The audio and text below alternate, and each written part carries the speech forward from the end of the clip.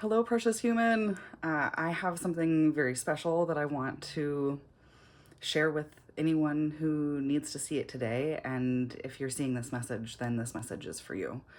I was feeling I was feeling months ago in and out. Of course, this last year has been really hard for a lot of people.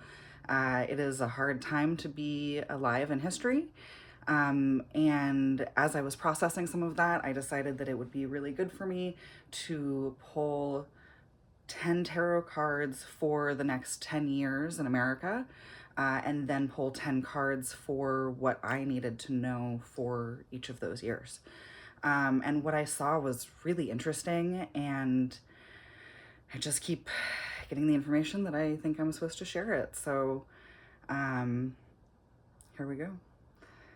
So this is 10 cards for 2025 through 2034. So here we go. And then after that, I will pull 10 cards for you. 10 cards for messages that you need to know for these next 10 years also. One for this last year, one for the next 9 years. So this is what it looks like. So we have the Tower for 2025, which I'm sure, so I'll just go through it first. The Tower for 2025, 10 of Wands for 2026, Wheel of Fortune for 2027, 5 of Cups for 2028, 7 of Swords for 2029, 2 of Wands for 2030, King of Cups for 2031, 2 of Pentacles for 2032, the Moon for 2033, and the Empress for 2034. So let's get into this then. So for 2025, the Tower, I'm sure all of us have been feeling this really, really big this year, right? All the structures are falling, everything that hasn't been serving us is just being stripped away. It's a hard time. It's really, really hard for a lot of people. I feel that in America. It seems to be true. I feel now more than ever that we are witnessing sort of the end of things as they were. I know that during COVID and things, there was a lot of like people talking about the end of the world and things, and I have so many thoughts about that, and one of them being that if it's the end of this patriarchal capitalism that gives us this economy that says that the resources of our world are best stripped away so that the money can be gotten from them, my English, so that the resources stripped out so that the money can be acquired. It's false. It's not serving us. It doesn't help any of us. It's a whole economy set up on scarcity. Government powers as well. You know, we feel all these things, right? We feel all these things happening. So this is, some people like to say this is the worst card in the tarot deck. I say it's one of the most liberating. Of course, it's one of the hardest times, but sometimes those things often go hand in hand. Another thing about sort of this like apocalypse mindset and end of the world, Native people of America have said for a long time that the apocalypse started in 1492 when Columbus sailed the ocean blue. So if what we are seeing is the end of this, to be able to go on to something different, it's hard to say welcome and hallelujah because of all of the suffering and all of the harm and all of the things that are happening that are so painful. But I really feel like it's a both and, which is hard to process always, hard to make space for always. So whatever we each individually need to be doing to take care of ourselves while dealing with all of these very hard times, and finding people who support you taking care of yourself, I think is really important. Okay, I guess that's my own little soapbox. Okay, so for 2026, next year, this is not a fun card. This is 10 of Wands. This card is about feeling so overburdened, as you know, which we can kind of see that following, right? Like all of these structures are shifting, all these things are changing. So we're going to feel really overburdened in this next year. It's a difficult time, and also it does call in the end of a cycle, which is great for us. That is something that we desperately need, right? We need a lot of these cycles. We need a lot of these systems in power, people in power, things that have not been serving us to cycle out, shift out. And that's what we see in the next year. That's the Wheel of Fortune card. So 2025, 26, 27, 2027. This felt like a really awesome message to receive, that we get to see these powers shifting. I think, of course, we're seeing it all happen now. We're going to see it happen in a really, really big way in this year, in 2027. I think, as I see it, a lot of this power shifting, I think, we have been stuck in this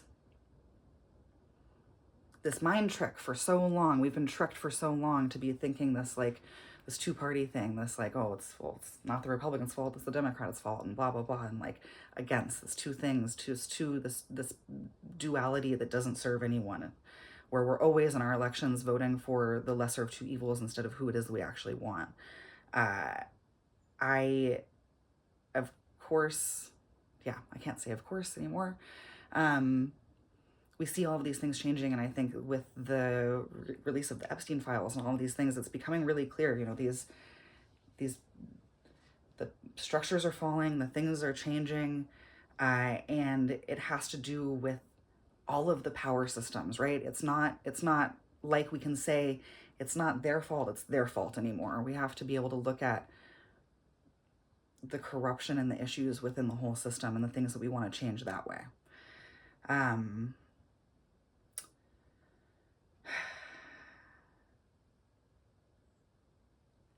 I have so much more I want to say about that, but I want to try and keep to this because this feels really important and pertinent to be helping people receive right now. Because it was scary for me to receive, but it also helped me know that the work that I have ahead is important also, because there's much work to be done coming up. Wheel of Fortune, 2027. 2028.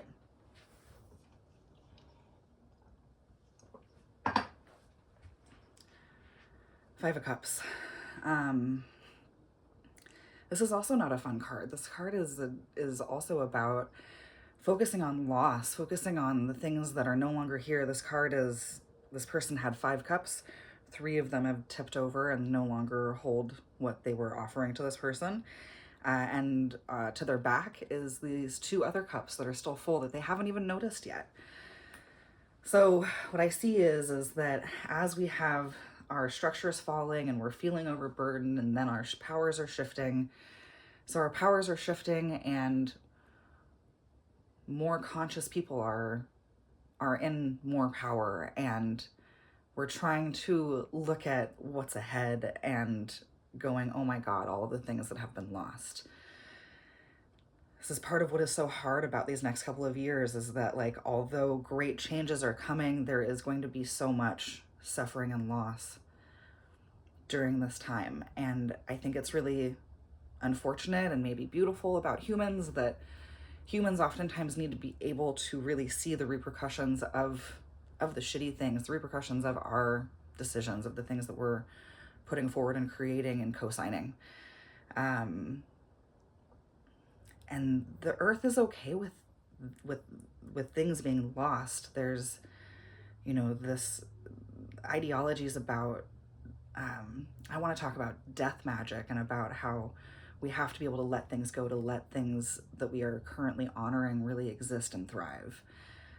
So we are kind of stuck in that, and it is challenging, and there is always grieving to be done. There's always grieving to be done. But there is also always celebrating to be done. And at some point in the story of this card, this person notices these other cups, and we will too. We absolutely will. The next year is interesting. So 5, 6, 7, 8, 9, 2029. This card, Seven of Swords. This card is about thievery. We know what happens this year, right? 5, 6, 7, 8, 9, 2029. This is the year that Trump's regime is meant to leave office. We know what happened last time. We know what's gonna try and happen again.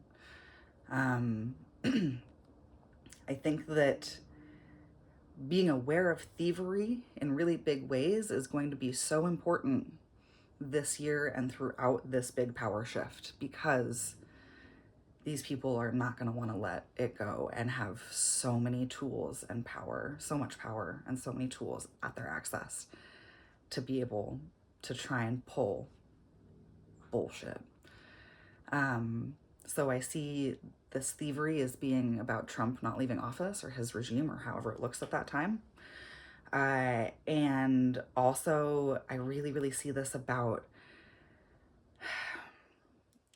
AI and data center infrastructure and things happening. I see throughout these next 3 years happening, it's already been happening in 2025. We see it happening more and more and ramping up in the next couple of years, about these tech billionaires saying, this is the way, we all got to jump on board with this. We all got to co-sign with this. And they're giving us the same lip service that they always give us, right? Maybe not necessarily the tech billionaires, but like the people in power always, right? They want to say, just trust us. We're the best people to do this. Just give us all the power. We're going to make this system and it's going to be good for everyone. It's going to benefit everyone. That trickle down economics, right? And it never does. It never does. And I think that while all of this power shifting is happening, these billionaires and other people that are going to be losing their power are going to be looking to this AI stuff and this data center stuff and all of these things to be investing in and really putting their eggs in those baskets as a way to try and, by use of thievery, take back power.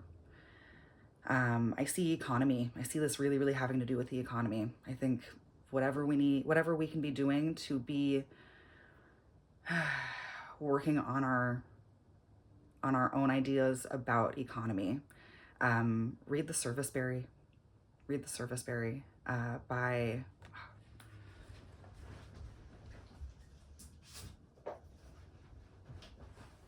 Robin Wall Kimmerer. Such an amazing book. It's super short, amazing. We don't have to live in this world of scarcity. This world of scarcity was designed by people that wanted to gobble up all of the resources and the power. We don't have to. We got to watch out for this thievery in 2029. 2030. This one's a really interesting one. This one is about, we're in this position of power. This is a person that's looking out, from a higher point. They're in a position of power, in a position of responsibility. They have, things to weigh between them. There's a concept of sort of scales and balance with every 2 card. And so in this card, there's an element of that. And this person is literally holding the world in their hands, looking out in front of it. We in America have a lot of influence, and the world, doesn't look to us as an example, but definitely sees what we're doing. And it's important for us to take on this new change of power and new ways of doing things and all of these big shifts with this sense of both excitement and apprehension because of the responsibility of it. 2030. 2031. This one was really interesting too. So this is a card, King of Cups. King of Cups is about compassion. This is sort of a master of emotions sort of archetype. And I just feel like it's a very interesting one to be coming after all of this. I think that we see this in our history and in our world, that the pendulum swings, power goes this way and it slips here and it falls back this way. And as we swing forward away from these regimes that don't serve anyone or this world, really. That we may swing a little far in the other direction to go, very compassionate, which is not, it's not a bad thing. We kind of need that. And actually that leads us to the next year, which is all about balancing. This is a balance card about our physical elements. So this is 2032, and a card all about rebalancing. So this is one of my favorite cards. I love this card. It comes up for me a lot. It has a very sort of hectic energy to it. This is not a stay still card. This is a like, whoa, you got to keep moving because you got to keep these things in balance. And it's always going to be a dance and an influx type of situation. And yet, in this card, in the background, if you look in the background of this card, this is not calm waters. This is not a day at the beach. This is these little boats trying to get where they're going to go safely. And we need to keep that in mind as we play this balancing act, that we are not in safety yet. We are standing on the ground with our feet on the ground, and we're not in a bad place, but this is not a day at the beach. This is the balancing act. Okay, 2033. This is the moon. This is a really beautiful card. This is a card that also is very complex. This card also, I think, could use a tune-up, as Michelle T talks about in my favorite tarot book that I use to study all of these cards. This card historically has been related to like feeling crazy and lunacy. And while there is some sense of that, I prefer to, when we think of these times we're feeling crazy with the full moon and things like that, and sometimes, people who menstruate, we are told, that we sometimes feel crazier during certain times of our cycle. And what's actually happening, nothing's being created, nothing's happening that wasn't there before. It's just that things are being elevated and a spotlight is being shown on the things that you need to pay attention to. And that's kind of what's happening in this card too. It's not really a time for action. It's a time for noticing and seeing what your patterns are and seeing what your phases look like and trying to learn and trying to balance. And also a card about duality. I think that, we are going to be in such a time of trying to really,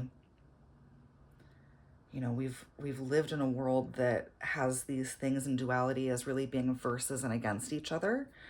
And this card is not that. This card is about investigating what your fears are and making friends with the monsters under your bed, and really being able to study those phases. And what it leads us to in 2034 is a really, really beautiful thing. Number 3, the Empress. Yeah, I had already decided I was going to read this section in the book because there's just so much to say about this very beautiful card. And about, I see this card as so clearly us going through this tower falling and this burdening and this power shifting and perspectives and watching out for thievery and looking at our responsibilities with excitement and apprehension, and this balancing act and all of this as us getting back to this feminine energy, earth mother magic that is always within all of us, but that our current world has told us to kind of forget and devalue.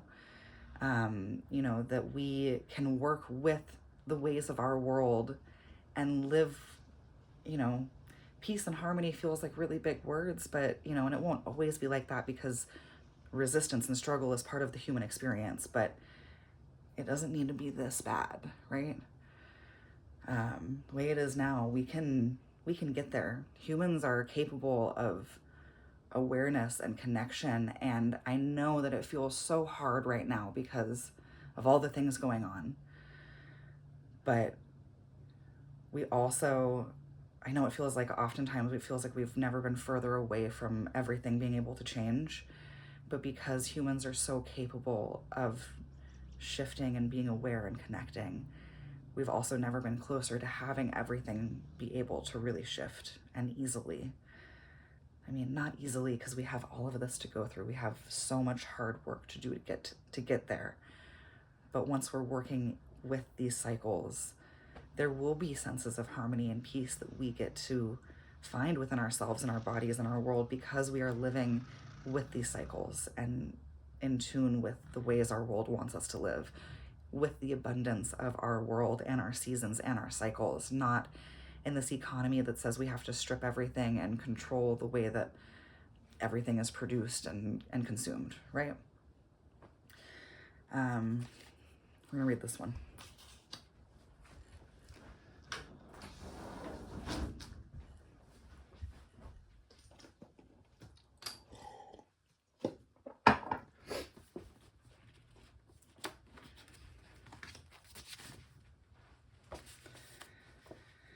The Empress.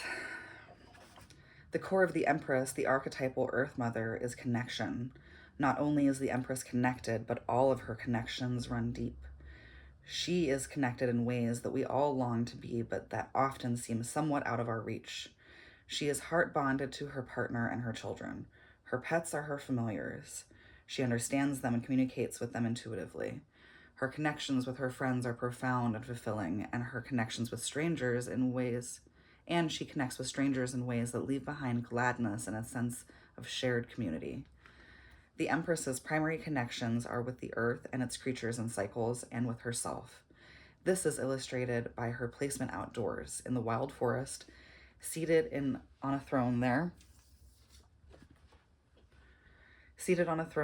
the ultimate Earth Mother. Because she understands that she is of the earth, this primary connection allows her a deeper connection with herself, her own creatures and cycles. She wears a crown of stars, suggesting that her connection with nature does not stop at the earth but rises above the heavens, and her scepter symbolizes her immense power. She is related to the Greek goddess Demeter, the earth goddess whose joy causes the world to burst with life and whose grief brings winter. This is some serious power. Her robes of persimmons is said to represent fertility, and this mama is a real fertile myrtle. But to stick around in ancient Greece for a sec, pomegranates are the food of the dead, and I see in this life-affirming goddess a hint of her deep understanding of death as a part of life, as a part of nature. The earth-shaped shield leaning against her throne symbolizes self-protection, born of love, and the glyph for Venus suggests she embodies many of the principles and traits classically ascribed to females: grace, compassion, patience, fiduciary, maternal skills. The Empress understands that the earth is her home, that it gives her every single thing that she needs for her basic survival. The same is true of all of us, but as much as we long to feel connected to the earth and the natural world, such connections can be fleeting at best for most of us city dwellers. Through a core spirituality that sustains her and colors her world, the Empress remains connected to the cosmos, connected to her own creativity. She sees many of her activities, not just her more obviously art-making ones, as deeply creative. Most of all, she is connected to herself. Loving herself effortlessly, she treats herself as she would treat any of her beloveds, kindly, sweetly, lavishly. There is no guilt or shame or toxic perfectionism in this person. Whatever her body may look like under her robes, she's into it, and it hasn't occurred to her that you wouldn't be too.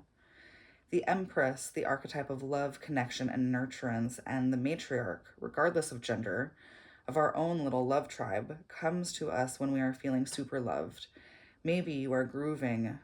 Isn't it going to be wonderful? Try to imagine it. I know it feels so hard when things are so deeply messed up. But humans are incredible manifestors, and if more humans who are aware of the way things are messed up could also practice envisioning and imagining things being better, we would be on a better track. I know this to be true. I know that there are so many well-meaning humans on this planet who see all of these horrible things happening in our world and go, oh my God, everything is awful. It's all terrible. We could never pull up from this nosedive. And those people, even with their good intentions, are pulling those things into reality. This is not to say that we need to go into toxic positivity and only focus on the good things. That's not it. It's about seeing what's happening, making space for it, and then also exercising that muscle and practicing envisioning a world that is better, because that is how we get there. Where were we with this? Yeah, we'll be grateful to be there. Maybe you are grooving on a special love or friendship connection. Maybe there hasn't been a birth. Maybe your creative projects are blooming and bringing you joy.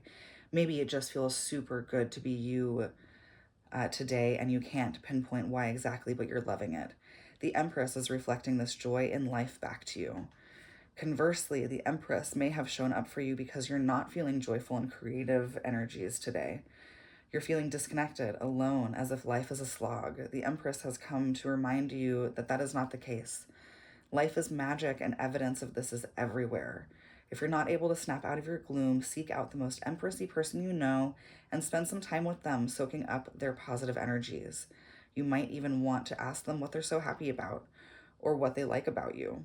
If the Empress has come to you in a time of despondency, it means that you are to look for her in your immediate surroundings and ask for her assistance. The Empress comes to me in flowers often. Flowers bring me joy and help me connect to those things. Little things, you know? The Empress is always happy to oblige. The Empress is a good time to say yes to anything that pops up. Yes to a road trip, a romance, a collaboration, a party, a rebirth, a new job, a new friend. Yes, yes, yes. Whatever you say yes to now is bound to enrich your life and provide you with the soul-sustaining connections you need to thrive.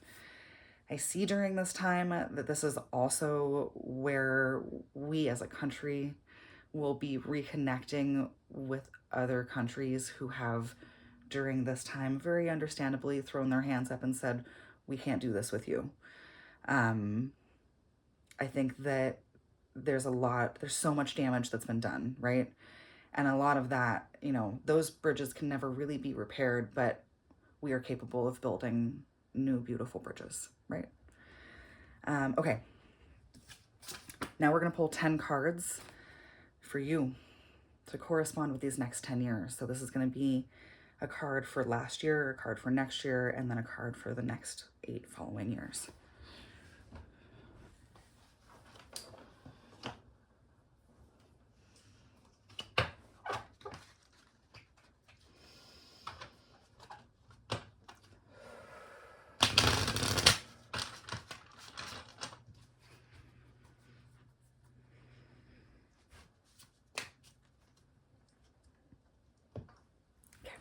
Turn this around so you can see this while it happens. Okay, this last year.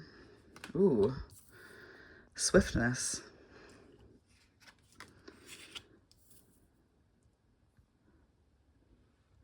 Seven of Cups. Temperance. Balancing. More balancing acts. Middle road. Queen of Wands. Queen of Creativity. Ooh, the Chariot. Ooh, the Chariot comes up with this year about thievery. Ooh, I love this. Okay. Ooh, the Chariot is a layered one for me. Lots of duality, but like not working against each other. Again, with these two separate entities here. This is also sometimes called the Chariot of War. So someone going into battle. This is very much the master of your own ship. This is, you know, not a smooth ride, but you're in control and you know where you're going, and it is nothing but, you know, confidence and roaring forward. Ace of Cups. A beginning for emotions and a go forward. Wow. Okay. In my practice, I only do upright. I know a lot of people believe in reversed cards. I support however messages come to you. I only do upright. Ten of Pentacles is such a beautiful card. This is also the end of a cycle, but it's a really beautiful one.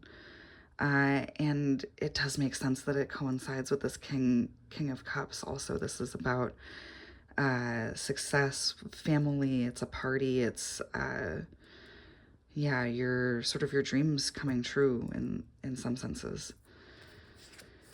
Love. Oh, interesting. Interesting. We have this 2 under this 2. Okay. In the tarot, there is a card called the Lovers. It's not the most love. It's not the card that's really about, true love or something along those lines. The Lovers is more about how, well, we can talk about that card some other time, but this card is really about love. This card is about union. So there's something really special happening this year for you. These people are so entranced in the love that's happening between them and these cups that they get to partake in that they don't even notice this beautiful symbol of this lion with wings coming towards them. This is a beautiful card. This is all beautiful. This is very, very powerful. Ooh, wow. We got a High Priestess. Okay. Always an honor to see the High Priestess arrive in our cards. The High Priestess also, I feel this is an interesting connection here. High Priestess, your work that you're doing this year is going to help help the world arrive to this Empress energy and position and reality, right?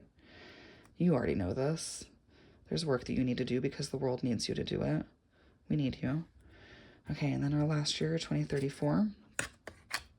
Interesting. 6 of Wands. Okay, so this is another one I'm gonna read too. So I am still learning tarot. There's a lot of cards that I've had personal experiences with, and so I know well their stories and their messages.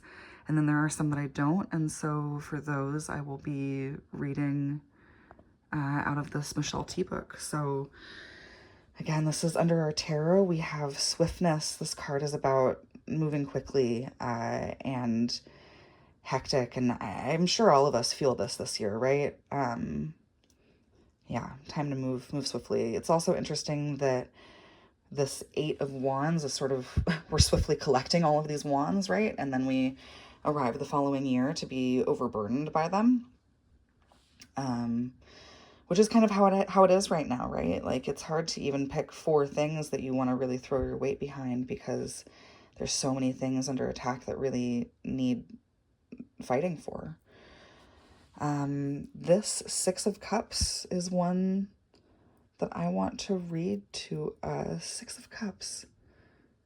I think this is about charity. Let's read this one.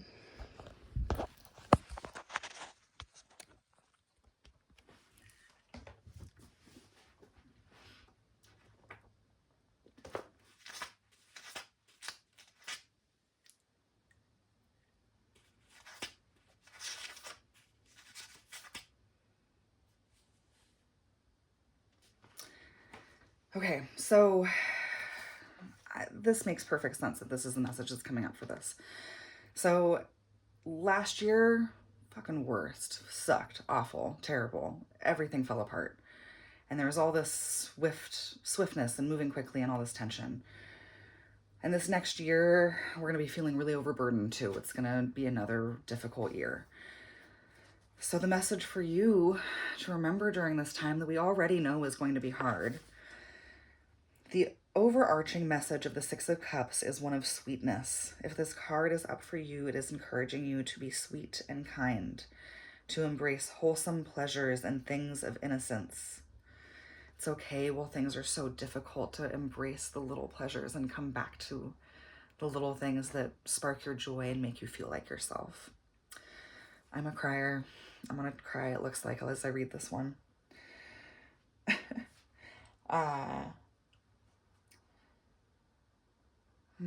Pleasures, embrace wholesome pleasures and things of innocence. It is time to be forgiving and generous, to offer aid to people who need it, always coming from a place of care. So it is about generosity and charity, but also charity to yourself. If it is charity to yourself that you are needing in this time, the universe says do that. You deserve it, you need it, and that love from yourself is beautiful and will feed you in ways that you need and will allow you to energetically feed others as well, or maybe literally too. I don't know your work. I don't know your life.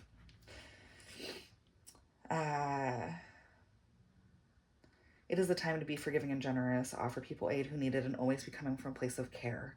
If you've been thinking of reaching out to someone who may need your help, do it. If you've been asked a favor, grant it. The scene in this card evokes a pleasant day, even joy, but it is strictly family-friendly type of good time. It reminds me of how after I'd been sober for a while, this is Michelle T's book. She's amazing. This is my favorite tarot book. It's helped me through so many things. It reminds me of how after I've been sober for a while, all sorts of nerdy pleasures became appealing to me. Proper dates, game nights, a cozy evening at home. After spending much debaucherous time with many debaucherous people, I found myself attracted to people who radiated a sort of wholesomeness. Excuse me. The Six of Cups was in my sphere. This card also has a deep connection to the past, childhood, and nostalgia specifically. When it pops up, you are sometimes being called back to your hometown or for a family visit. Maybe you found some long-lost childhood friends on the internet and are getting reacquainted. If your childhood was a rough one, it could mean that childhood issues are up for you.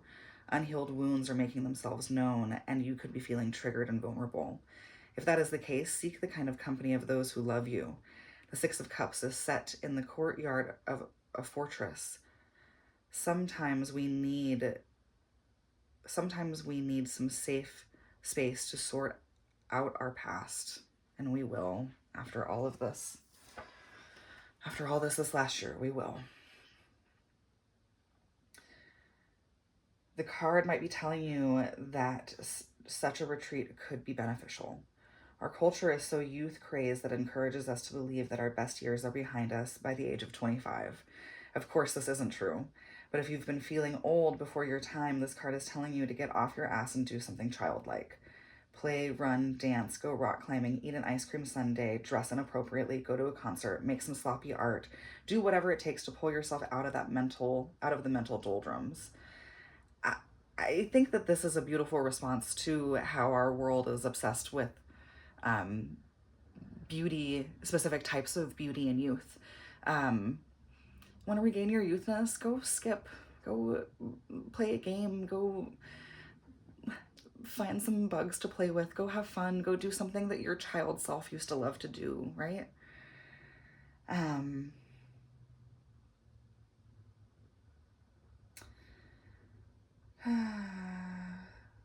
Play, run, dance, go rock climbing, eat an ice cream sundae. We said that. Do whatever it takes. The inner child at the heart of this card encourages us to locate our inner child and try to see the world with their simple, innocent, joyful vision. That vision, right? Coming back to that vision. It's important. Okay.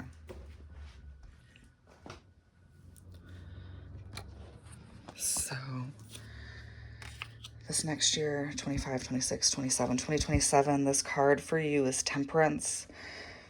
This card is a really beautiful card. There's a lot of symbolism in this card. This angel has one foot in the water, one foot in emotions. They're pouring this water back and forth.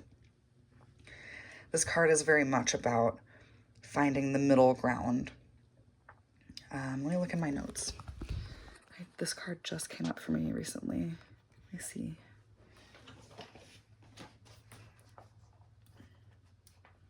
I didn't write anything. Okay. I feel like there's more that needs to be said for this card, so let's see what Michelle T has to say. This is, I remember, this is a very long one, so maybe I'll try to get some of the main points. Behold temperance, sweet, peaceful, balanced temperance, a glyph of serenity, sobriety, and the esteemed middle path. Have no idea what a middle path might mean? Then it's probably a good idea you drew this card. You probably need it. But before we get into the meat of this, let's take a look at its heavy and inspiring symbolism. Yeah, I guess the symbolism is what we need to hear about, right? First, notice we're dealing with an angel, a supernatural winged being. According to some lore, this is the dragon-slaying Archangel Michael, but frankly, that's both a little too violent for such a temperate card and a little too Christian for me. Others name her the rainbow goddess rainbow goddess Iris, and the card does give this deity a shout out with the yellow irises growing by the riverbank. But my favorite identity for this spiritual creature is Hermaphroditus, the intersex child of the love goddess Aphrodite and the flickering communication of God Mercury from Western mythology. As problematic as it is to employ any body as a metaphor, I can't turn away from one of the few representations of intersex beings in Western culture, and would hate to ignore the patron deity of effeminate men and androgynous everyones. In a culture that remains heavily gendered and punishing to those whose genders defy expectations, Hermaphroditus's healing and benevolent energies are crucial. On the temperance angel's robe is a triangle held with a square, a symbol of feminine energies held and protected, making this angel a feminist spiritual hero. The glyph can also be interpreted as merging a feminine triangle and masculine square vibes, making the temperance angel an icon of androgyny, a touchstone for anyone working with genderqueer magic or energies. There's a lot of sunshine in this card. The literal sunshine rising in the background, and the encircled dot on the angel's third eye, the glyph for the sun. A new day has dawned, and so long as you pledge yourself to the positivity this card embodies, it is a day that will last forever. With one foot grounded on traditional terra firma, on the earth, and the other dipped in the waters of the subconscious, symbolic, and intuitive, temperance walks in perfect balance, pouring the waters of life back and forth between two golden chalices, effortlessly mixing the lower and higher energies of life into a perfect stream. Some interpret the angel as pouring the waters up, as a metaphor for consciousness for ascending. I like that idea, but I also believe that true enlightenment on this material plane comes when we can accept the ups and downs without getting too attached to either. The Empress chart is a total pure representation of this acceptance. So as we go through, because remember, this is the year of the Wheel of Fortune, so everything's shifting, everything's changing. The powers that were in power are coming down, and the things that were out of power are rising and coming up. And as this is all happening, we are being asked to do this work of the middle ground, to find and honor both pieces of ourselves, and in that way they protect each other, right? This is a beautiful card and a beautiful message. An angel, right? You have an angel this year. An angel this year is really a special message. The next year, the Queen of Wands. I might end up reading this one too. This card.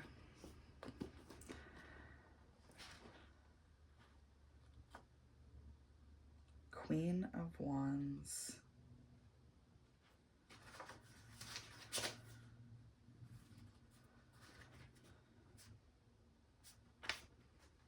Okay.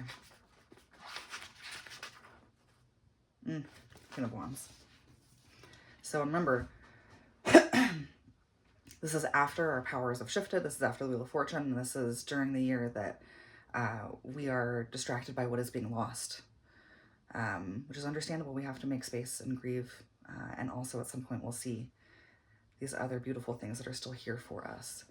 And underneath that, for us, the card for you for this year is the Queen of Wands. All hail the Queen of Wands. Everyone loves her, and what's not to love? Her good vibes are infectious.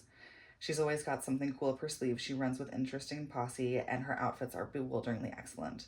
She seems to have energy to spare, and if you're looking for inspiration, she's a great card to come into your world. It's a card for inspiration.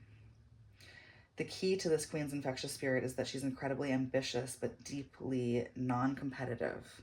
Ambitious, but non-competitive. What a beautiful and powerful combination. Always hustling, but she wants to know about your hustles too, and if there's ever anything she can do to help, she will. The Queen of Wands has a serious abundance mindset, and there is more than enough to go around, and it's our duty to assist others working to make their dreams come true. This is a real passion, creativity, fire suit queen card. If the Queen of Wands has come into your life in the form of another person, we're going to skip this. Oh, well, but this is a card for you, not for America, so maybe this is a person coming in. If it's a person coming into your life, get ready to meet your new best friend. These people have an irresistible energy. They're often funny and charming, the life of the party. If you've noticed the lions on their throne and wondered if she has any affiliation with the astrological sign Leo, you're spot on.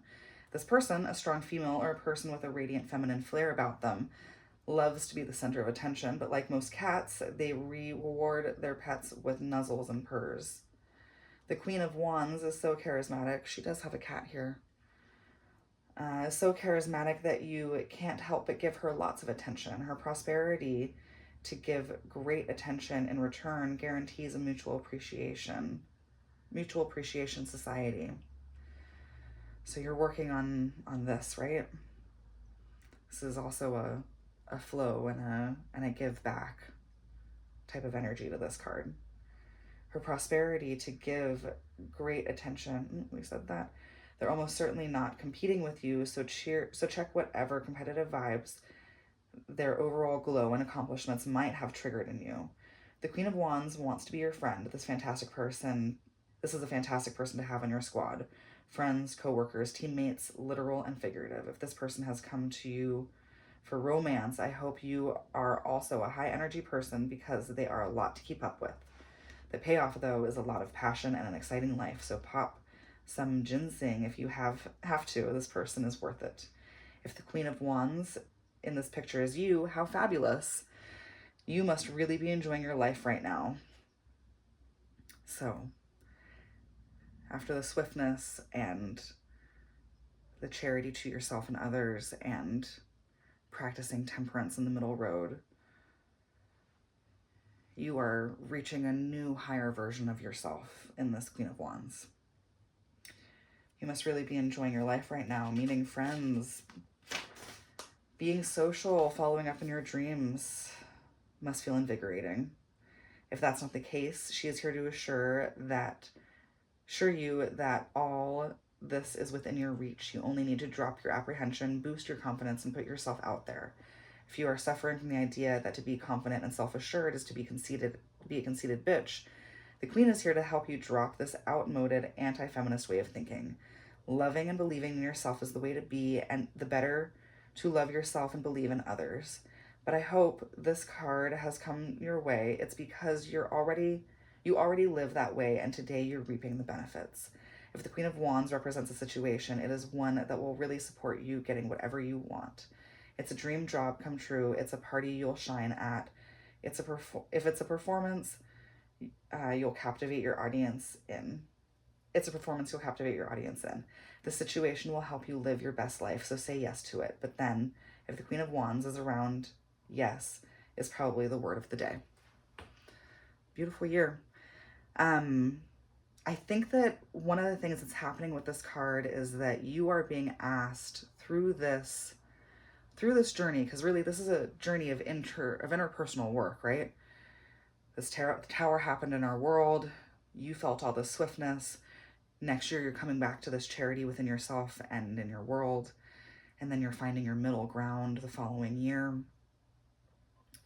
And then with this card, you are being asked to arrive at your power in a more real way. And not that you need to try so hard to get there. By doing all of these things, you will arrive there. And it's because the following year is the year that we have the thievery, right? And that year is the year that you have the chariot. Oh, the chariot. Such a good card. I do have some notes about the Chariot. I guess I don't. These notes must all be in the spell book instead of this one.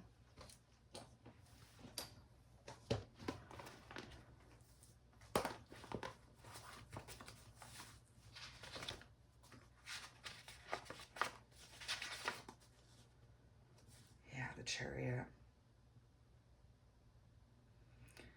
Wild and in power, the master of our own ships. Yeah, this card is really, really important this year. So we're going to read some of this too. Welcome to my channel where I read Michelle T's book. The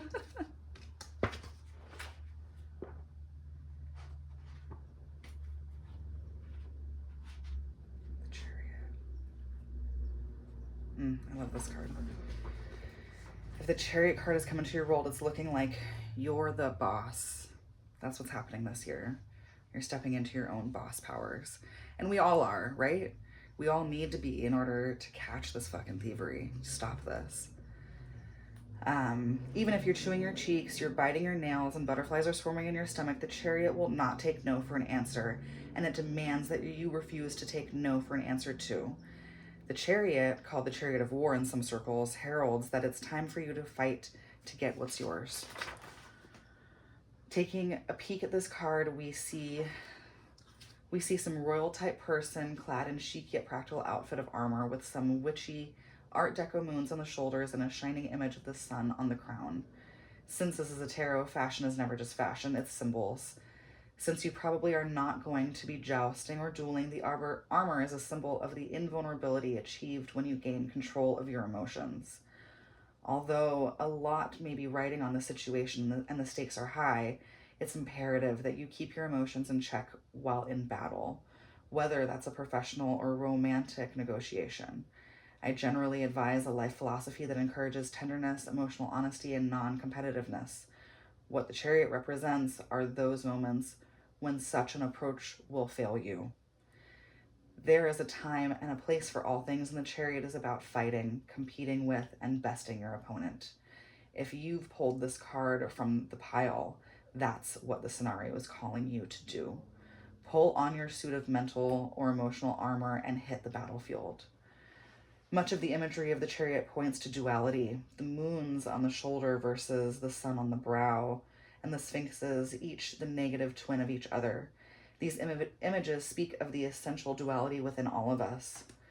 Each of us, both confident and nervous, capable of both love and hate, proficient in both emotion and rational wisdom.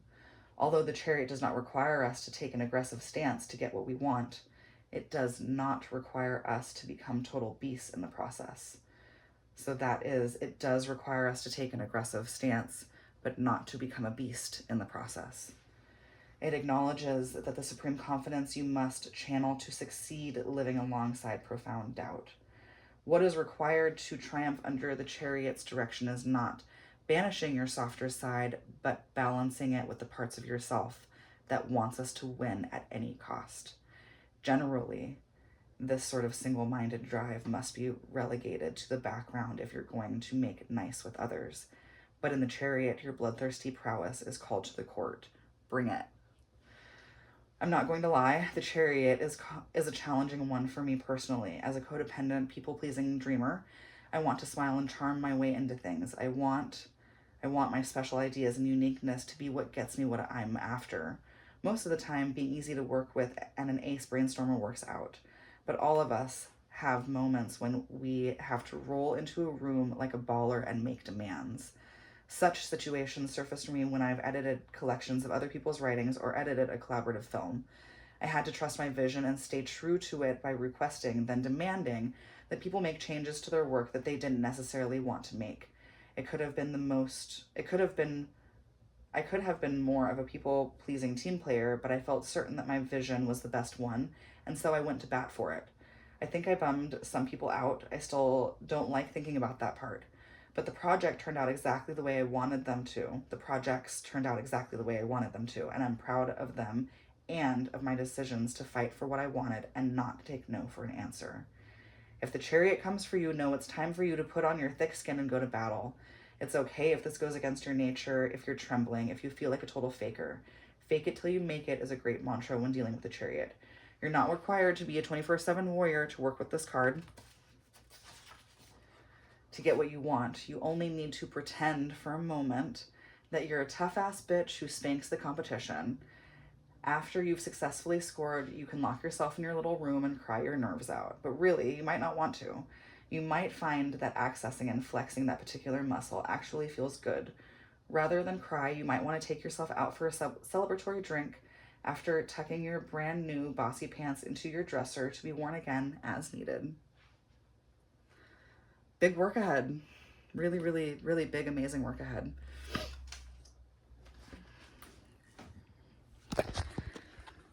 But, so that was here. So, but with that work ahead, we are going to be given such rewards in this power position again, and that responsibility with the choices.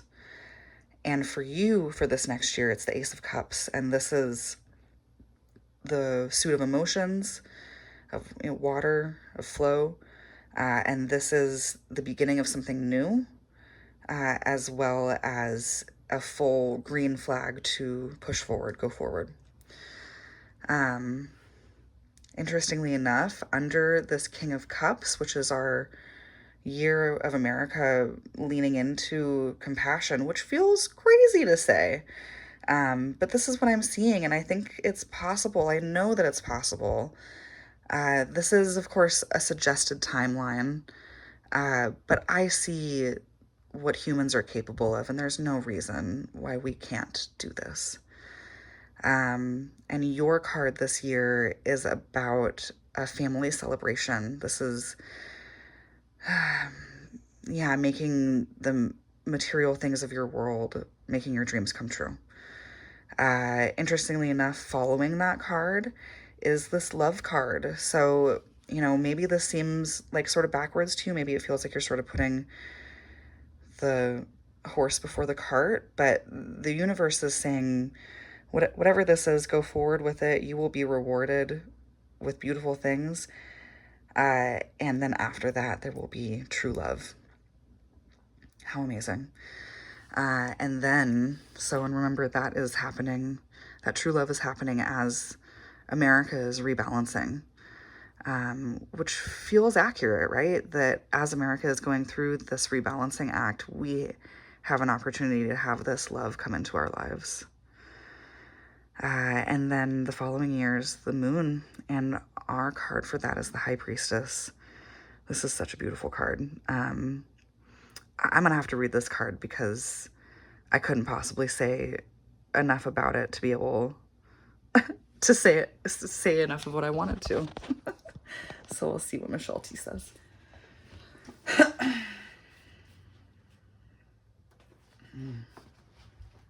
love this one.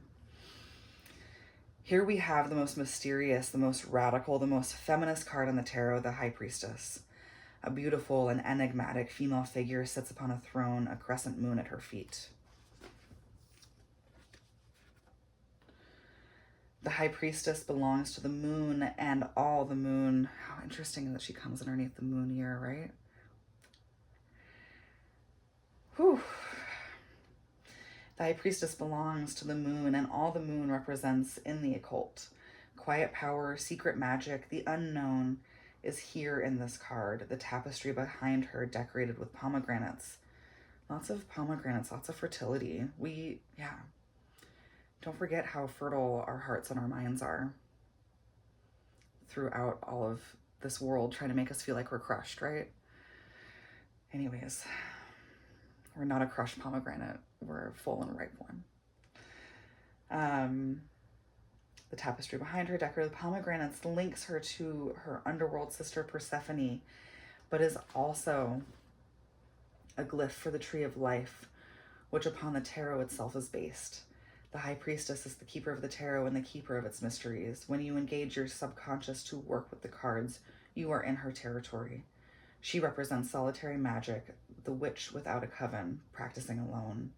She represents all mastery schools and actions that seek to rupture the consciousness and reap the knowledge of the psyche. She rules your dreams, and she has come to you. Keeping a dream journal is mandatory. And if she has come to you, keeping a dream journal is mandatory. There's something else about this card. The High Priestess represents the female individual who in antiquity were crowned pope or popess. She is the female or transgendered person who has passed as male and was unwittingly crowned pope until their body betrayed them. She is the nun brazenly elevated to the pope by her radical community and then burned at the stake as a witch for her wisdom and power. And so the High Priestess is all witches, those in our past who laid the foundation of magic and paganism we track today, who were burned and otherwise tortured and murdered for their wisdom and independence, those of today who gather alone or in groups to learn about the powers of crystals and heal themselves by the light of the moon, and those in the future in whatever forms magic will take. The High Priestess is a powerful, radical card that disrupts gender dichotomies and oppressions and makes space for banished knowledge. If the High Priestess has come for you in the simplest reading, it means stillness is called for. No matter what may be happening around you, you are to remain calm, prioritize serenity, make no sudden moves.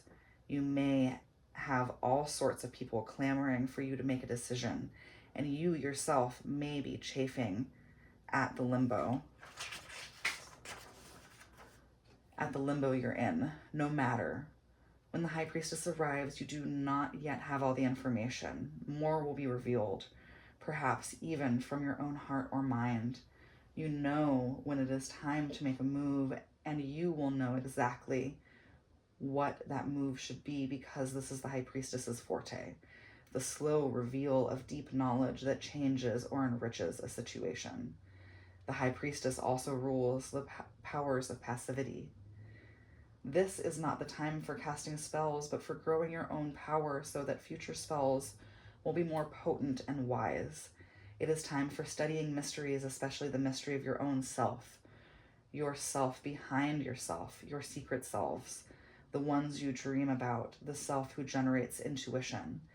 The High Priestess calls for a bit of hibernation, for time to allow thoughts and creativities to germinate without distraction and external influences. It is time for sitting quietly with crystals and doing lots of writing. Don't be afraid to say no to people, places, and things. Everything will be waiting for you when you return. Some social activities, such as taking a class or starting therapy, are endorsed by the High Priestess. But if you drew this card to help you make a decision, her answer is no decision. I love this card. What an honor to pull this card for you. This last card, lo and behold, is another one that I have to read.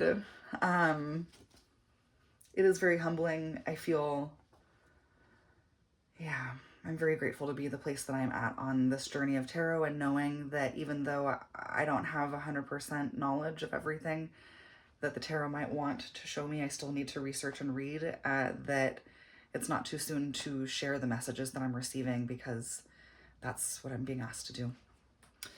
Okay, 6 of Wands.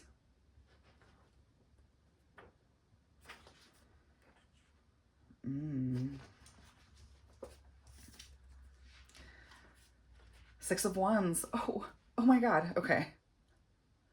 I can't believe this is happening like this. This is really amazing. So while the world shifts into Empress power, while America shifts into Empress power and connection and Earth Goddess energy, what you are being asked to do is call in a victory. Oh, fun, a victory parade. The big winner trots through town, a laurel wreath on their head and another held high on their staff. While all around them, townsfolk clamor like paparazzi. When this card gallops into your life, it means you've won.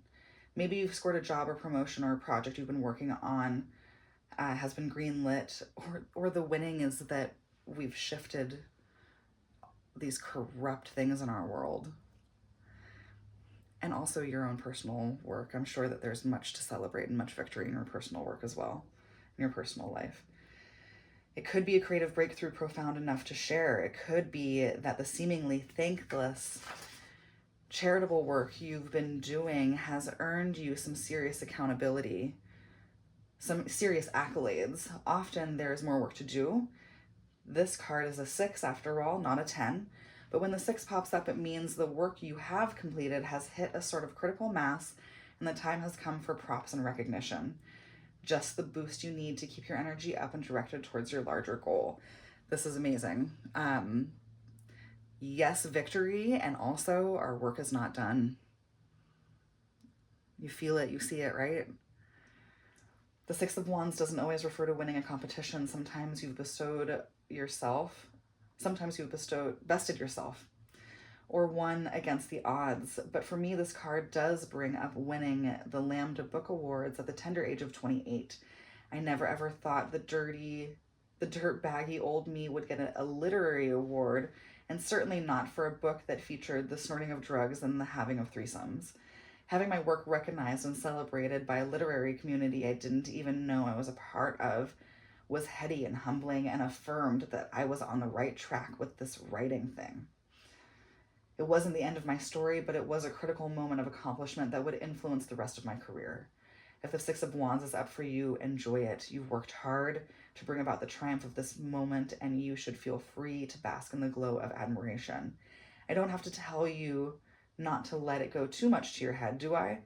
I mean, of course, you do want it to go to your head in that you want to allow this experience to inform your senses and yourself and your abilities, what you are able to accomplish.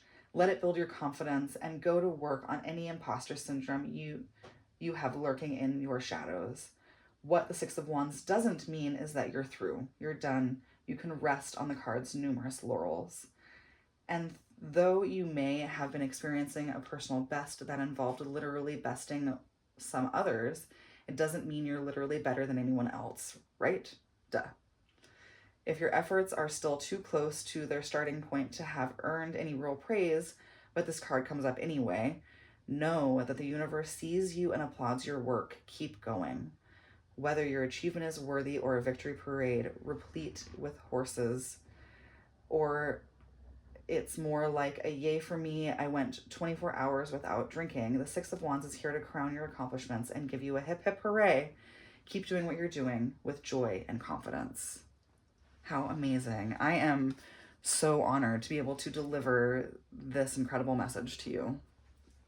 I have one other thing that feels really important.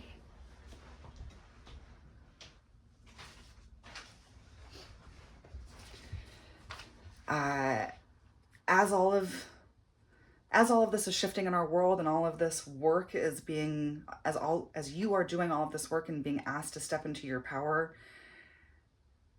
and step into your accomplishments and enjoy the fruits of your life over these next 10 years, there is some important work that has been going on, and I want to invite you to do this work also. Through certain seasons, I've been doing this prayer or ritual daily, and in other seasons, I come back to it when I can. My good friend Rannie wrote this. She has many talents and magics, and if you get a chance, if any of her things come up on your feed, check it out. Global Awakening Ritual or Prayer. We are calling for more people to awaken. We are calling for more truth to be revealed. We are calling for more acknowledgement and accountability, that we collectively start to understand the source of global suffering so that corrupt ideologies and systems of oppression may be revealed and rooted out. We are invoking the power of love to support our calls for justice, peace, and collective healing. I bring my grief, I bring my hope, I bring my voice. Together, we weave something powerful. Okay, so one last view at all of this. Really beautiful. From the Tower in 2025 to the Empress in 2034 for America, from this swiftness to this internal work and these accomplishments and beautiful gifts and your inner power, and then this victory. What an amazing thing. What an incredible thing to be able to be a part of. I am so honored to be able to deliver this message to you. Thank you for joining me on this fun little journey. I say fun because there are things about it that are fun, but of course there are things about this journey that are very difficult. This is not all rainbows and cupcakes, certainly. Far from it. This is a lot of hard work, a lot of shifting, a lot of rebalancing, a lot of growth, a lot of committing to ourselves, a lot of committing to what we know is right, taking responsibility, rebalancing, looking at our patterns, connecting with the earth. Beautiful work. Thank you for showing up in all the ways that you do. I'm sending so much love, sending sparkles. Keep showing up in all the beautiful ways you are. Thank you for being with me on this journey. Peace and love.